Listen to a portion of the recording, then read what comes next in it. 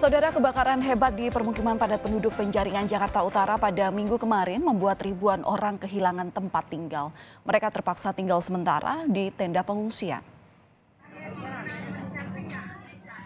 Warga yang menjadi korban kebakaran terus berdatangan ke tenda pengungsian yang didirikan oleh BPBD, Dinas Sosial, dan PMI DKI Jakarta. Mereka sangat membutuhkan toilet umum dengan air bersih, serta peralatan bayi untuk anak-anak lantaran harta benda mereka sudah ludes terbakar.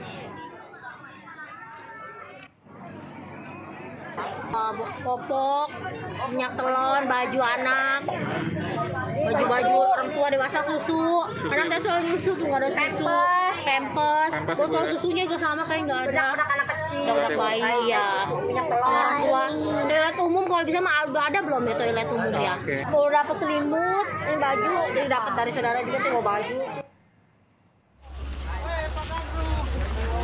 Sebelumnya, ratusan rumah di kawasan Kampung Empang, Kapuk Muara, Penjaringan, Jakarta Utara terbakar pada Minggu siang kemarin. Besarnya kobaran api membuat warga panik lantaran kebakaran kian meluas. Kebakaran juga merambat hingga ke bangunan pabrik di dekat permukiman. Belum diketahui penyebab dari kebakaran yang diduga berasal dari salah satu rumah warga. Dan untuk mengetahui informasi lebih lengkap terkait pasca kebakaran di wilayah Penjaringan, Jakarta Utara, kita akan tanyakan langsung kepada jurnalis Kompas TV Renata Panggalo di lokasi. Selamat pagi Renata, gimana kondisi terkini? Apakah api juga sudah dapat dipastikan bahwa padam? Valen dan juga saudara, sayangnya api masih terus mengepul begitu ya, asapnya masih terus mengepul, masih besar, bahkan semakin membesar. Tepat pukul 6, sekitar pukul 6 saya tiba di sini, apinya tidak begitu besar, namun sampai sekarang bisa dilihat di belakang saya masih ada api yang tampaknya sulit untuk dipadamkan lantaran sumber air yang tidak begitu dekat ya, agak jauh dari titik lokasi kebakaran, kemudian juga medannya yang cukup sulit, yang dimana ada reruntuhan sehingga pemadam kebakaran kesulitan untuk menjangkau area titik-titik api yang masih terus menyala dan tampaknya semakin membesar. Dan kalau bisa diperhatikan juga di sekeliling reruntuhan ini kita bisa melihat ada warga beberapa yang masih berusaha untuk melihat kembali lokasi kejadian, memperhatikan rumah-rumah mereka yang sudah rusak rata dengan tanah akibat kebakaran yang terjadi kemarin. Ada memang beberapa warga yang memilih untuk tetap tinggal di sini karena lagi-lagi mereka ingin melihat apakah masih ada barang yang bisa ia selamatkan sebelum meninggalkan dan kemudian menuju ke posko pengungsian. Valen.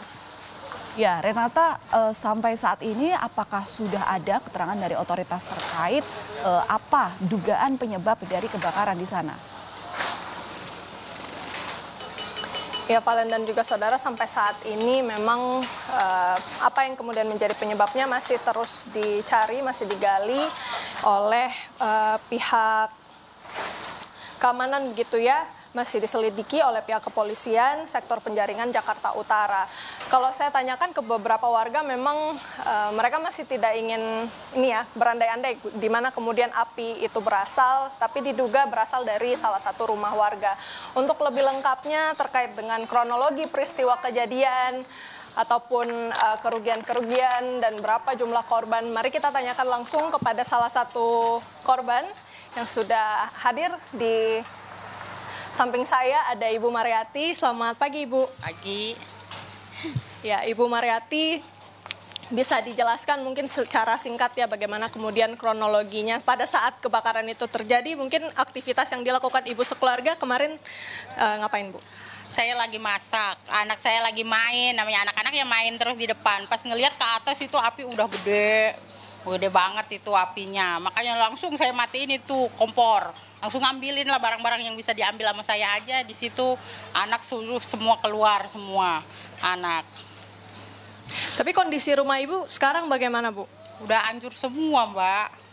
Ada yang bisa diselamatkan dari reruntuhan? Nggak ada yang bisa diselamatin lagi, udah habis semua. Baik Ibu, yang saya ingin tanyakan sebenarnya mengapa Ibu Mariati dan juga sekeluarga masih memilih untuk tinggal begitu ya di sekitar sini, padahal sebenarnya ada posko pengungsian. Mungkin bisa dijelaskan Ibu alasannya? Saya alasannya semalam itu kan masih banyak asap, jadi di posko itu kena asap semua. Yang punya anak kecil pun diungsiin lagi ke kelurahan sama Bu RT segala gitu. Kalau saya mending milih di sini daripada anak saya nanti kena infeksi itu, daripada sakit kan saya ntar yang repot lagi, udah mau lagi begini repot lagi.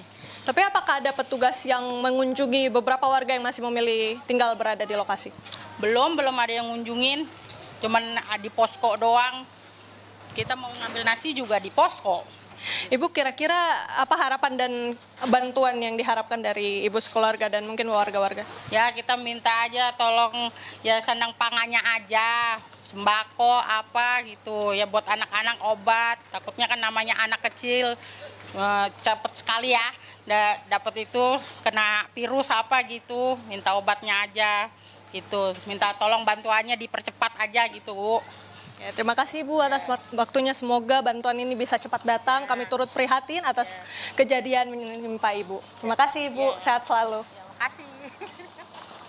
Ya, itu dia tadi saudara, wawancara singkat kami bersama dengan salah satu korban yang rumahnya sudah rata dengan tanah, dan tentu mereka yang menjadi korban ini sangat membutuhkan pertolongan karena lagi-lagi sampai sekarang untuk di sekitar lokasi kejadian, kalau menurut beberapa pengakuan dari warga yang masih berada di sekitar sini, memang mereka mengaku belum dikunjungi begitu ya oleh beberapa petugas, mungkin dari Dinas Sosial ataupun dari BPBD. Mereka sangat membutuhkan bantuan karena lagi-lagi yang bisa Anda perhatikan di sini sudah menyisakan reruntuhan saja, tinggal tiang-tiang penyangga yang tersisa di lokasi. Dan sampai saat ini pemadam kebakaran masih terus berusaha untuk memadamkan api yang kalau kita hitung sejak dilaporkan sekitar pukul 9.20 waktu Indonesia Barat kemarin, berarti sudah hampir 24 jam api ini masih terus menyala. Valen. Baik, terima kasih atas laporan Anda, jurnalis Kompas TV Renata Panggalo, langsung dari Penjaringan, Jakarta Utara.